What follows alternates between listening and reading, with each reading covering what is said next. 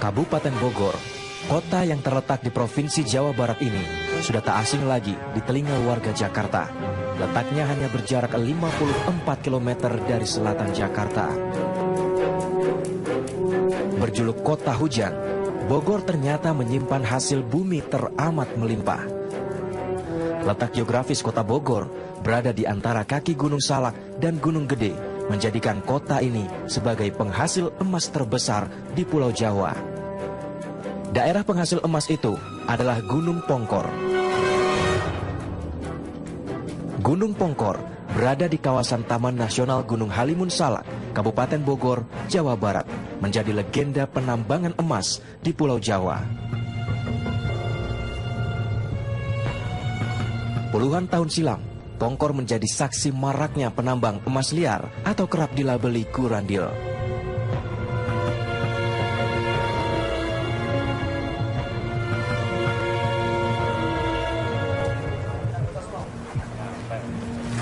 Polres Bogor Kabupaten mendadak ramai. Sejumlah awak media dan anggota kepolisian tampak hadir di tempat itu. Puluhan polisi terlihat mengawal 22 pria. Mereka digiring menggunakan penutup wajah menuju lapangan Mapolres. Dosa mereka adalah terlibat dalam aksi pencurian emas di kawasan pertambangan milik Aneka Tambang di wilayah Pongkor. Kelompok ini kerap disebut sebagai gurandil alias penambang emas tanpa izin. Bahwa kegiatan mengambil hak orang lain, apalagi ini milik negara, itu adalah perbuatan yang melawan hukum, melanggar hukum. Ya, untuk itu kegiatan tersebut pasti akan kita tindak. Ternyata kegiatan pencurian di Gunung Pongkor masih tetap terjadi. Kepolisian menyita sejumlah barang bukti, di antaranya timbangan, batu mengandung emas, serta uang tunai. Komplotan gurandil ini diduga kuat merugikan perusahaan Aneka Tambang hingga miliaran rupiah. Warga di kawasan Gunung Pongkor sudah tidak asing lagi dengan keberadaan gurandil atau penambang emas liar. Gurandil sudah ada sejak nama Gunung Pongkor terkenal karena mengandung emas di tahun 1974. Mereka berduyun-duyun datang ke Gunung Pongkor untuk mencari keberuntungan. Para gurandil biasanya mencari emas dengan alat seadanya.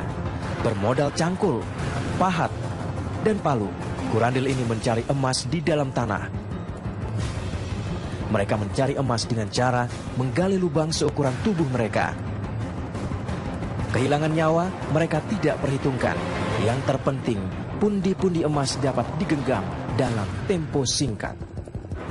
Cukup miris memang, di lubang sempit ini para gurandil bertaruh nyawa. Resiko kematian karena tertimbun atau kehabisan oksigen sudah di depan mata. Lubang ini merupakan lubang yang dibuat oleh para penambang emas tanpa izin, dan lubang ini berkedalaman sekitar 10 meter sampai 20 meter. Dan lubang lainnya berada di belakang saya. Lubang ini juga berkedalaman sekitar 20 meter ke dalamnya. Biasanya para penambang emas tanpa izin melakukan pencurian. Cukup sore ini saya akan di sini. Bila mana nanti ketangkap lagi, bukan pejabat kekuatan negara. Bila mana sudah 4 kita tangkap, kemudian nanti ada yang melawan Pak Polisi, saya jalan di situ, akan saya tangkap lagi orang yang kelima.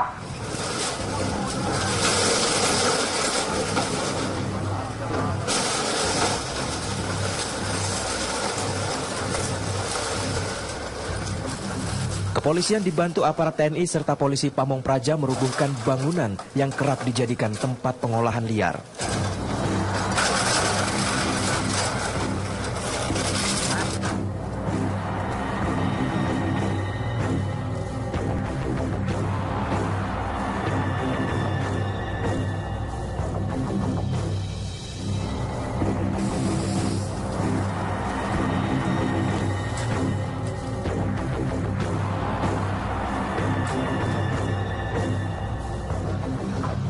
Kepolisian sempat mendapatkan intimidasi dari warga.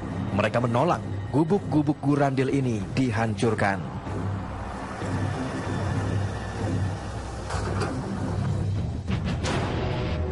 445 bangunan pengolahan liar milik gurandil dirubuhkan petugas. Ini adalah Kampung Ciguha. kampung yang menjadi basis atau kartel daripada pengelolaan emas para penambang liar atau yang dikenal dengan gurandil. Selama hampir 20 tahun lebih, mereka melakukan operasi pencurian emas di wilayah Gunung Pongkor, PT Antam. Para gurandil mengolah batu emas dengan cara sederhana, menggunakan alat yang dinamakan gembosan, sebelum akhirnya dijual ke penadah. Jadi tempat ini sangat tertutup, artinya tidak banyak orang luar yang bisa masuk sini. Ya, bahkan keamanan pun ya agak sulit untuk menembus tempat ini karena para penambang liar ini cukup besar. Gurandil yang ditangkap berhasil kami temui. Mereka buka-bukaan soal kegiatannya. Beginilah suasana saat sejumlah petugas gabungan memburu keberadaan gurandil di Gunung Pongkor.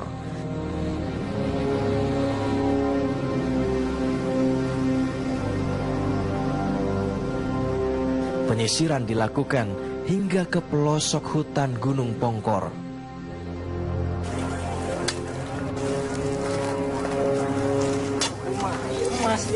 Ditemukan sejumlah lubang bekas penambang liar mengadu nasib.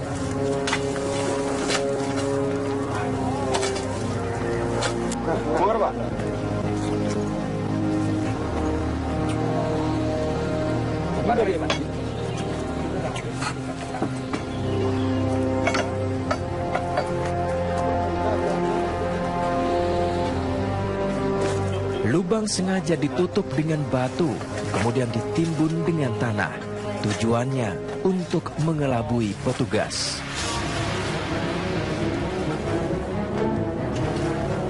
Lubang gurandil dibongkar, kedalaman lubang diperiksa.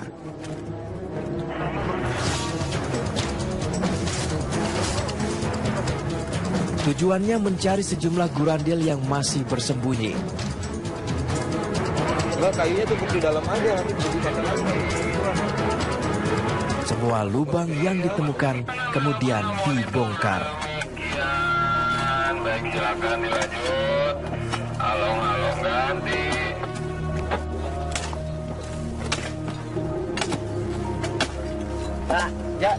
Jauh. Timur. Jauh. Batim.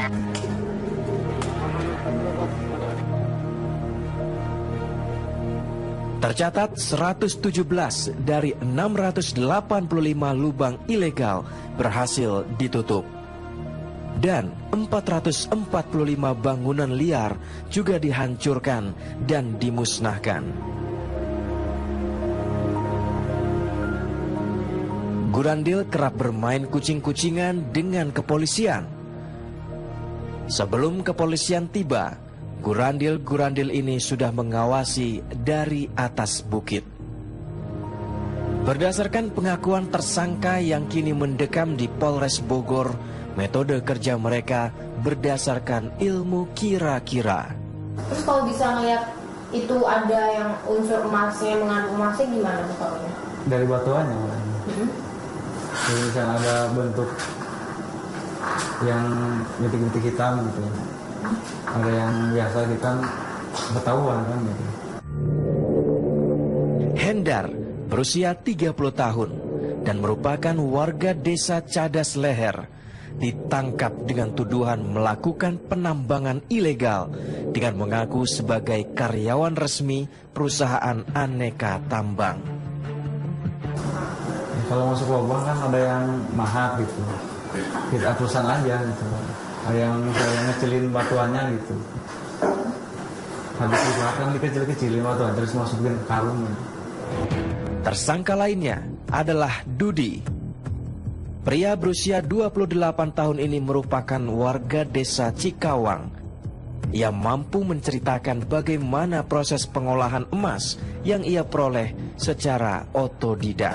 Pakai gelundungan, pakai kuik, terus itu kain kayak itu kan di dicat ya, jadi bentuk emas kita digembos, dijual sama orang lain. Dan mengapa ia melakukan pencurian terhadap tambang milik negara? Karena ada kerjaan lain, karena kita butuh istri dan anak. Setiap gurandil mengaku mendapatkan uang 2-3 juta rupiah. Kalau sebulan 3 juta 2 juta. Yang paling besar dapat berapa orang? Belum pernah lebih dari itu, Pak. Saya punya pekerjaan lain. Tapi pernah nggak sih merasa takut kena longsoran, terus ke dalam? Itu paling resiko, Pak. Penertiban seperti ini, menurut General Manager PT Antam sudah sering kali dilakukan. Kalau kita bercerita balik ke belakang, ya di tahun 93, itu kan secara diam-diam sudah ada penambang liar. Kemudian itu bertambah terus lah. Sampai kemudian tahun 98, itu memang kita melakukan penertiban lah. Penertiban di situ, tetapi terjadilah perlawanan. Di sana akhirnya kita 98 itu terjadi pembakaran terhadap seluruh aktivitas fasilitas di Antam. Para penambang liar kita arahkan ke pasal 161 Undang-Undang Minerba nomor 4 tahun 2009. Ancaman pidananya adalah 10 tahun.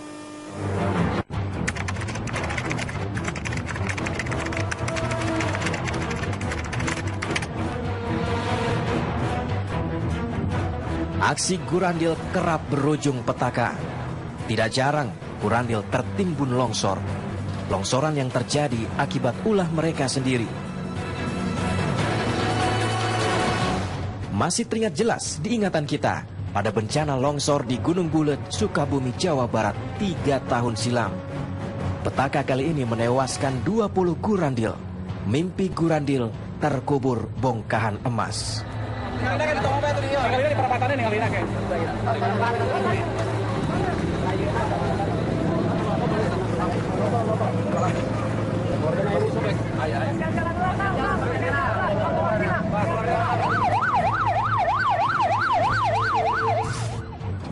Selain di Sukabumi, Jawa Barat, longsor di tambang emas juga pernah terjadi di kawasan perusahaan Aneka Tambang Gunung Pongkor 2 tahun silam.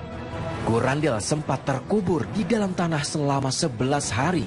Satu gurandil akhirnya meregang nyawa. Data dari PT Aneka Tambang, jumlah penambang emas ilegal yang tewas sebanyak 352 gurandil, 166 luka berat, sedangkan 98 lainnya luka ringan. Perusahaan Aneka Tambang, unit bisnis pertambangan emas Pongkor, beroperasi sejak tahun 1994 silam. Berlokasi di Kecamatan Nanggung, Kabupaten Bogor, Jawa Barat. Seiring beroperasinya badan usaha milik negara di kawasan Gunung Pongkor, para penambang emas liar juga melakukan aktivitas penambangan ilegalnya. Jauh dari kesan aman dan nyaman, gurandil masuk ke dalam tanah untuk mencari bongkahan emas. Berbeda dengan proses pertambangan emas milik perusahaan Aneka Tambang. Ini merupakan lubang resmi dari PT Antam di mana para pekerja kerap mencari batu emas. Dan terlihat di sini terdapat supporting untuk menyangga bebatuan yang ada di atas maupun bebatuan yang ada di samping. Dan bisa dilihat di atas juga terdapat lubang gurandil, lubang yang sangat kecil yang biasa para gurandil pergunakan untuk masuk dan mencari batu emas di dalam sini. Ini di dalam kedalaman sekitar 20 meter. Bisa dilihat perbedaannya apabila para pekerja Antam menggunakan safety yang sangat lengkap, sedangkan para gurandil hanya masuk dengan menggunakan lubang yang sangat sempit dan mengancam keselamatan jiwa mereka. Bagaimana pengolahan emas dilakukan? Jauh berbeda dengan pengolahan emas yang dilakukan para gurandil. Menggunakan metode bawah tanah dengan mengutamakan keselamatan kerja, diawali dengan scaling, kemudian penyanggaan, pengukuran, pemboran, charging, peledakan, smoke clearing, hingga akhirnya pemuatan dan pengangkutan biji ke stockpile dengan menggunakan lokomotif. Kemudian rongga kosong yang terbentuk diisi kembali dengan material campuran tailing pabrik dan semen. Nantinya berfungsi sebagai pijakan untuk produksi berikutnya. Proses selanjutnya adalah crushing atau peremukan. Kemudian screening proses atau pengayakan dengan cara basah.